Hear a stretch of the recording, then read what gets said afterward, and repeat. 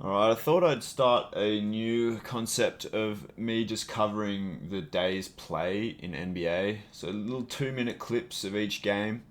We'll see there's one, two, three, four, five, 6 games on the 20, I want to say the 24th of March 2024.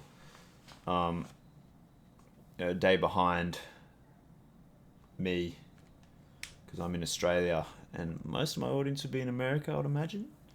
I could probably check that out through the analytics.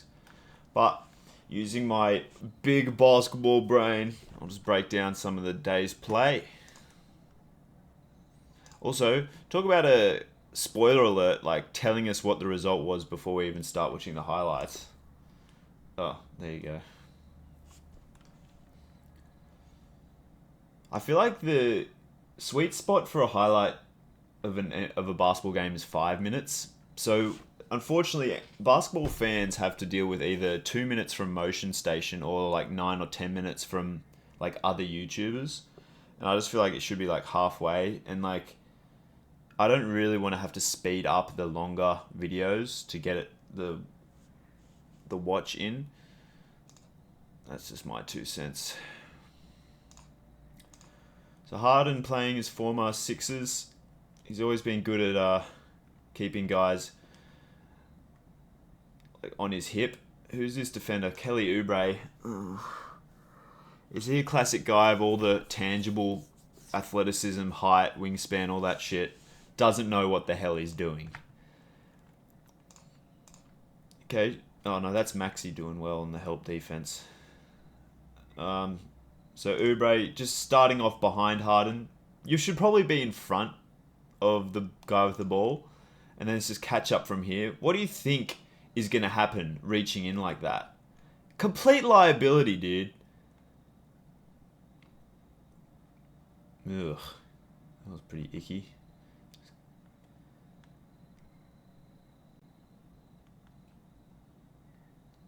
Here's my boy Tyrese. That's tough to guard. God, he's fun to watch. Beautiful pass. Him and KJ Martin, I'm sure, are keeping the Sixers afloat.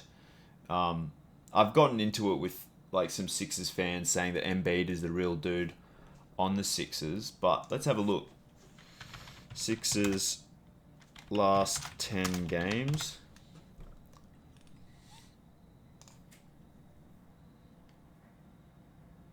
So around 500. I don't know if Embiid has played in any of these games.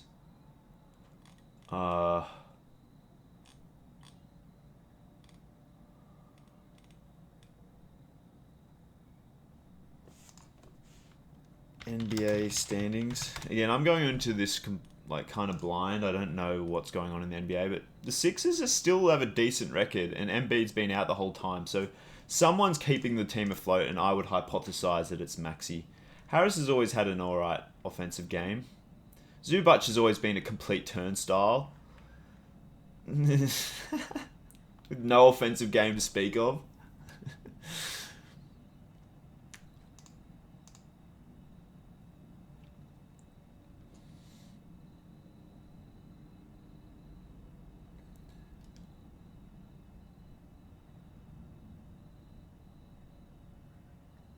PG just being savvy. Knockdown shooter. Is that Mo Bamba out there? He was alright last time I... See, look, you... You can be 6'8", athletic, can shoot threes, but if you can't catch, you're not very useful. Dirt! Paul Reed. Nah. Ooh! That was a bit lazy from Paul George, I think. That was a nice block by Oubre. He got ball first, so I suppose it's not a foul. Is this PG not trusting... Who's number 14 on the Clippers? Is it still Terrence Mann?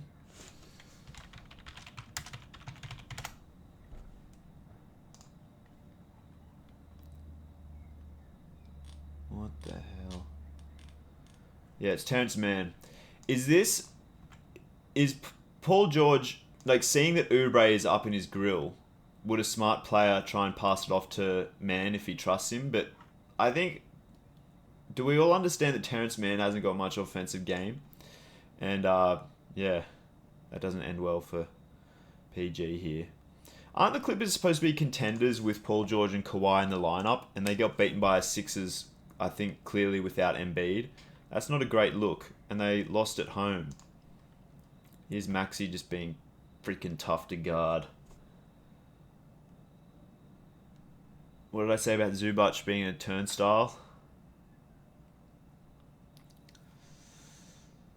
Don't at me about Maxey doubting the boy, alright?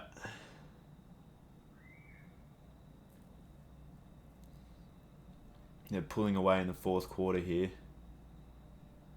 So even a all-time great like Paul George can't keep up with Maxey there. He had 24 points. What can I say? I had him as a worthy of a top 5 pick prior to the draft, and I think he was taken in the 20s. So, you know, if NBA GMs will listen to me, they'd pick their top talents.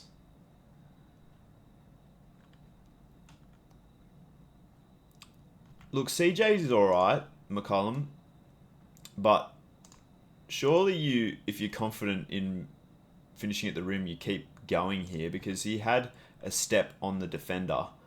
He makes life much harder for himself. Like, this is a tough shot relative to either like a layup at the basket or, you know, the defense is collapsing in, kick it out to Jones. Herb Jones can knock down a three-pointer. So, you know, it's a good result, but I just feel like McCollum isn't like... players in the last decade, I just don't think he's been all that impactful, even though he's just consistently gotten the bag. He's got a nice offensive game, no question. And this is where a savvy defender would just be like, alright, Zion loves his left. I'm going to try and shut down his left. But I just don't think the team read the scouting report, did they? And holy crap, Troy Brown, Chimezi Matu, Ivy. I've never been a fan of any of those guys. Is Alvarado getting minutes? Oh, I mean, look, Zion is definitely like an entertaining player to watch. I could bring up popcorn, but maybe people get triggered about his weight issues. See, there's CJ just struggling to finish at the rim.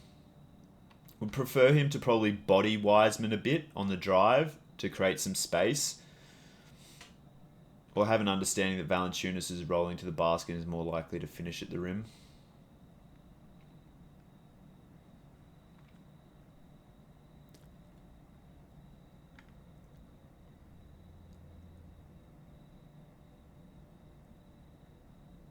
See, Zion's always going to favour that left, man.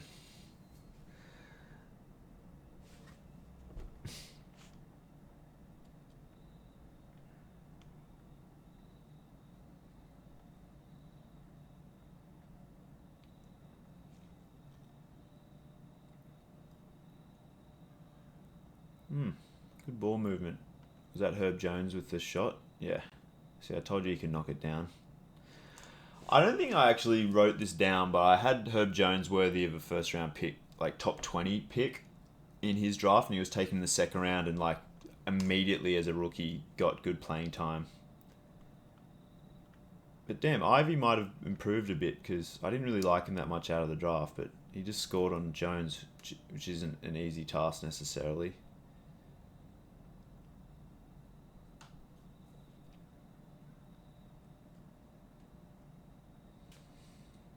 This Pelicans team has some talent for sure. I would like Jose Alvarado to have a lot of minutes. He might be their best player. So a nice dub by the Pelicans. Definitely a win that they should have because the Pistons have a grand total of 12 wins and 59 against 59 losses. The Pelicans, yeah, I mean, they'll be in the hunt. They don't really have any weaknesses, I don't think. Personnel-wise.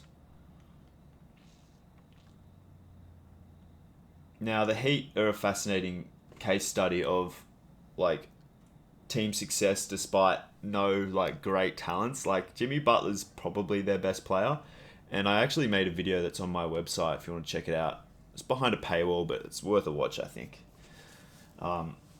You can shut down Jimmy Butler just by taking away his left hand. He's not very ambidextrous, in my opinion. So, you know, the Heat, I did about a study of their success, and I think there's little things that they do, like anyone can take the ball up.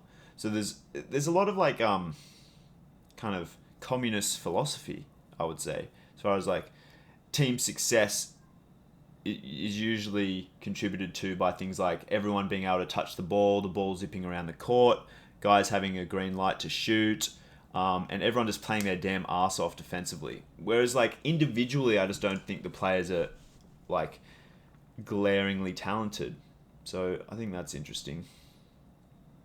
Like, I evaluated Adebayo with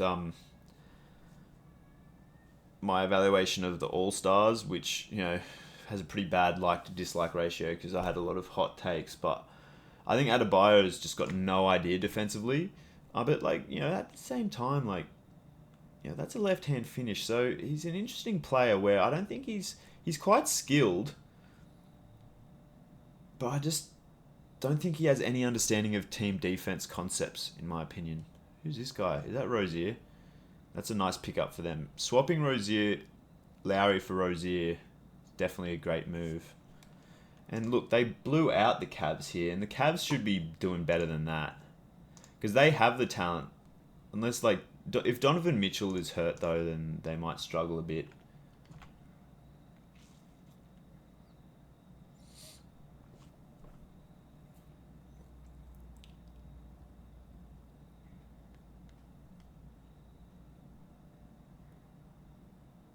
Is that Haywood Highsmith or something like that? Yeah, Bam's got a decent game. Like a smooth offensive game.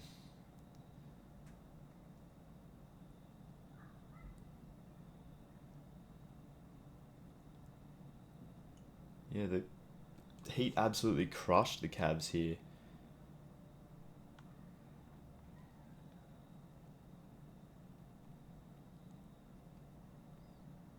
Bam's an absolute highlight reel, so maybe I need to reevaluate him. Like, as I say that, he comes in for an epic putback dunk.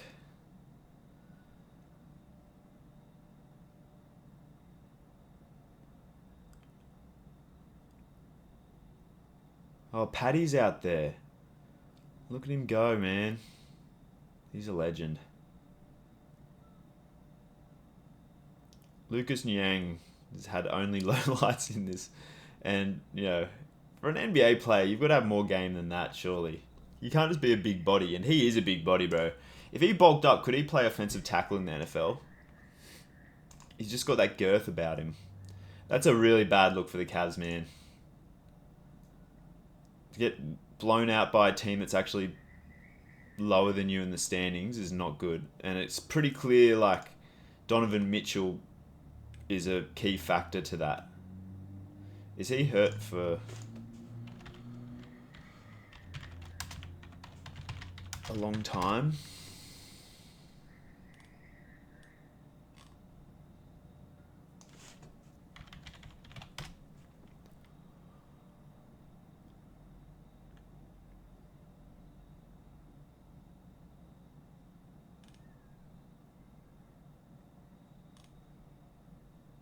Out at least a week. He had surgery to repair a nose fracture. Sounds gnarly.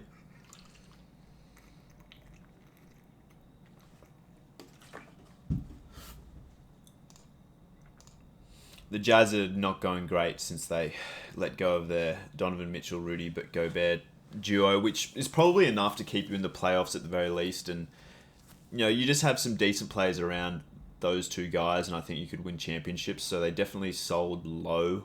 Although they got a big return in assets, but Donovan Mitchell is a guy that you just can't replace. Like, a player like him comes along only every few years, I think. So, yeah.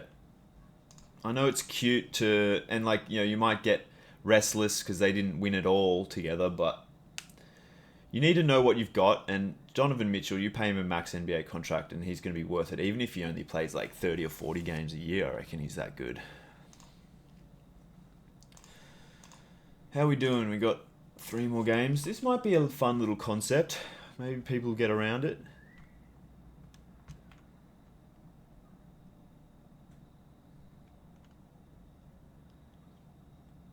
Oh my god. Giannis truly is a generational talent.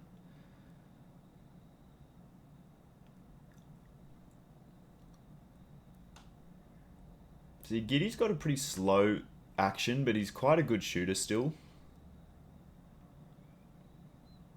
Oh, man. I really wish that I could watch an NBA game live, because watching talents like Giannis is just an absolute treat. It's just the trouble that the NBA are a bunch of greedy morons. The NBA and whoever's broadcasting the games, because like it's at least 50% ads. It's got to be. And I've got better things to do than just watch some Buick ad, some petrol guzzling vehicle ad. It's just blight on society.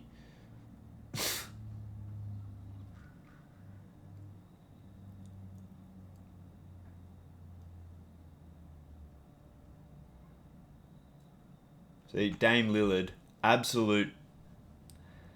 He's just so. And this is coming from a guy who has a Lillard jersey after he hit that shot to send the Blazers into the second round of the playoffs. Lillard's just all offense, all me, and just no team defense. No, just weak ass on defense. Like, he's not that competitive monster that you might think he is, based on his reputation. But still, like, sound offensively. Like, he's not a liability, but... It's always funny to me when a guy unnecessarily leaves the floor. Like, I feel like he could have just gotten that without falling over.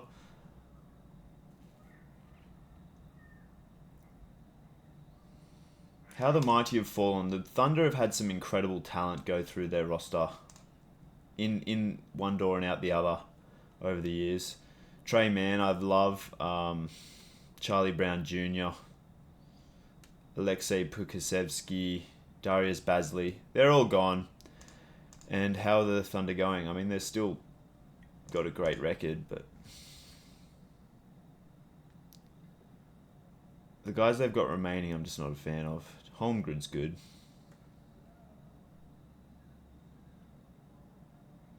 Bobby Porter's talking shit, being a menace.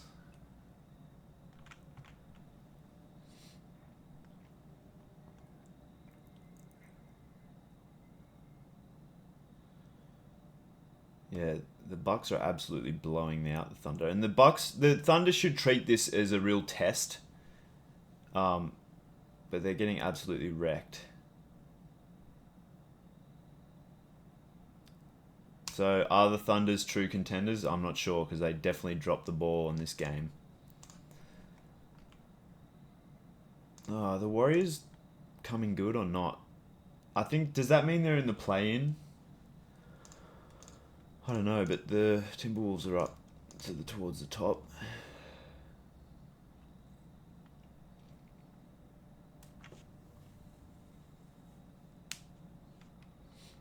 Talent-wise, the Warriors should be contenders.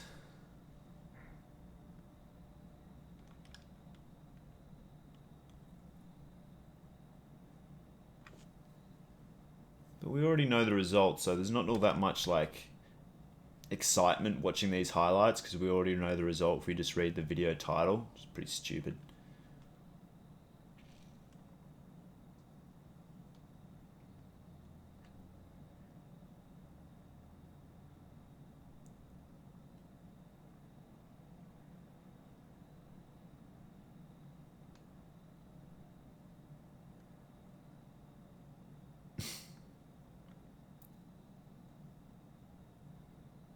I think Naz Reid should have been a top 5 pick in the draft, and he went undrafted, and he's certainly stuck around, we'll just say that.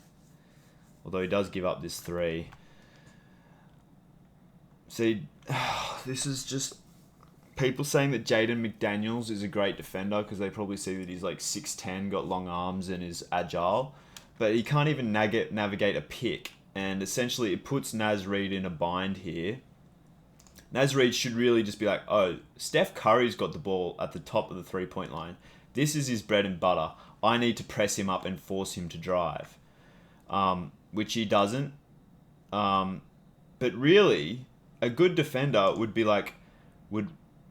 roll, like spin around this pick or just fight over it, or not even let himself get in this position in the first place. Like, he'd have his body, like he'd be kind of on Steph Curry's left hip and not give him that space. This is where McDaniels, like, put me in his body and I'll do amazing things because I've got that basketball brain and McDaniels does not.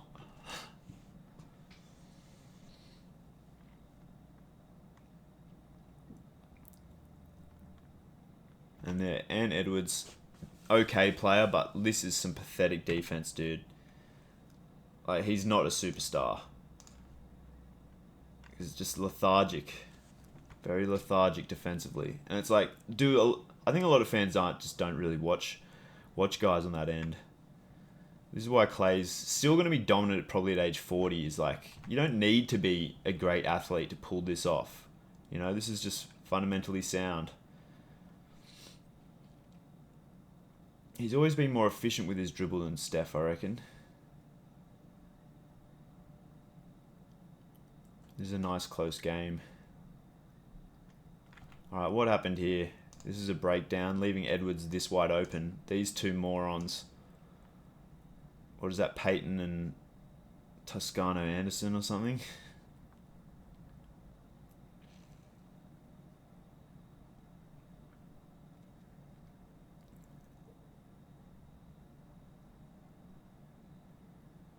Oh, the Warriors are coming back. What can McDaniels do offensively?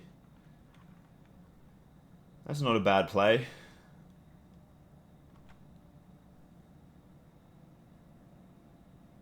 I feel like if he was confident in his left, he could have kept driving. But anyway, he got the bucket.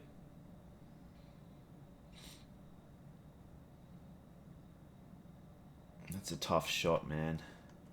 They've only got 11 seconds left. But then they need a 3. So I guess it's Klay Thompson.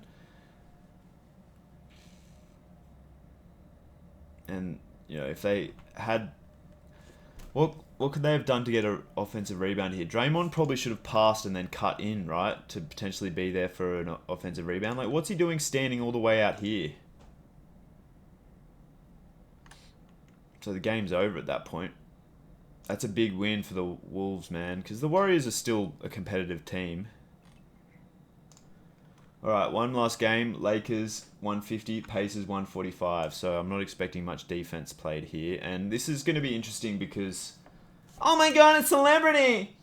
The Pacers were on a roll when Jalen Smith was getting a lot of minutes. But then they traded for Pascal Siakam, who's a much inferior player, I think. And I'm sure Jalen Smith's minutes have declined as a result. But I'm interested to see... Oh, fuck off. And as I say, that Siakam has a pretty sexy highlight dunk.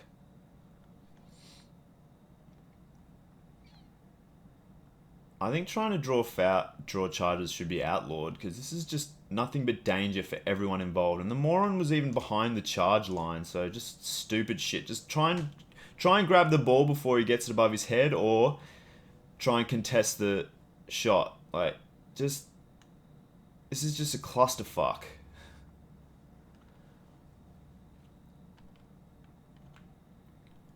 Oh, there's Jalen Smith. Okay. He forces Davis to miss the shot. But look at these guys just standing and watching, man. Like, McConnell. I have a similar build to McConnell. I'm not as, like, girthy as him. I could do better than this dude. I mean, he's just, like, just lazy reach in. Doug McDermott's always just been a freaking... Just... Might be able to shoot and stuff, but just not impactful. Like, look, this is, Davis is going to try and go up for a shot, run in and at least try and help out in the defensive boards. Jalen Smith's all isolated, and all Smith's teammates are just like, oh, what's going on here?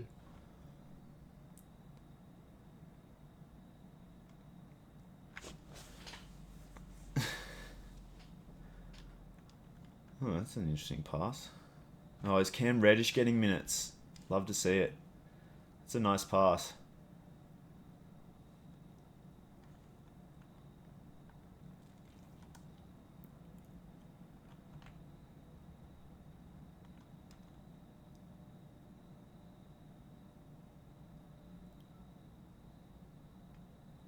I reckon LeBron, if he keeps it up, could probably dunk at age 70, do you reckon? Who's this guy? Is that Dinwiddie?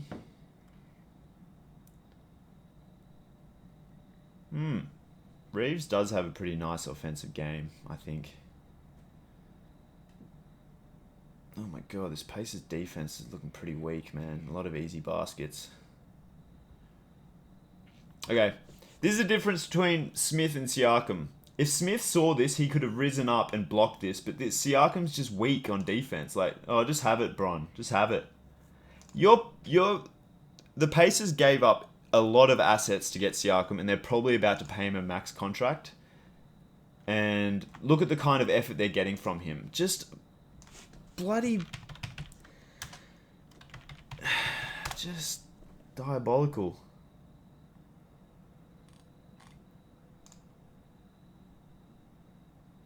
I don't think he's been offered a new contract yet.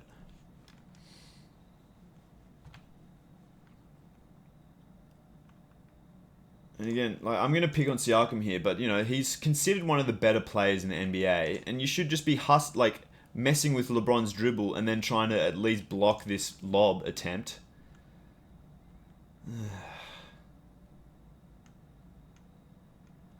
Davis had a pretty good game here.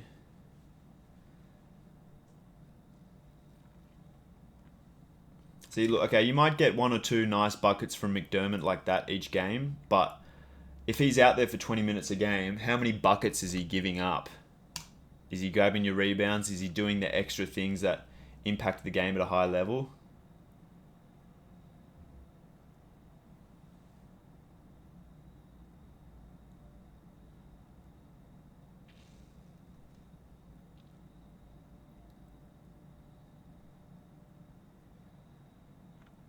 Nice. There's Halliburton being an absolute bum defensively. Get in his way. That is pathetic. And look at, is it Nembhard? Just, oh, look. Oh, well, look, it's not my man, so it's not my responsibility to try and get the ball. And Siakam just weak as water at rim protection. If Jalen Smith was out here, they probably would have won, man. Anyway, hope you enjoyed. Check out all my stuff on my website. Give me money, baby. I got some breakdown of, like I mentioned, the Miami Heat, Jimmy Butler, how to defend him. And look, if you get behind my NBA content, I might make some more high-level analytical videos.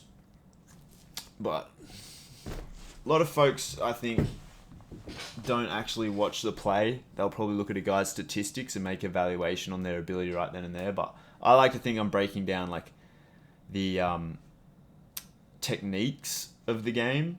And if I'm down on a player, I think it's purely just because they don't know what they're doing. They're probably not playing all that hard. And you just want to see the best players out there, Anyway, have a good day.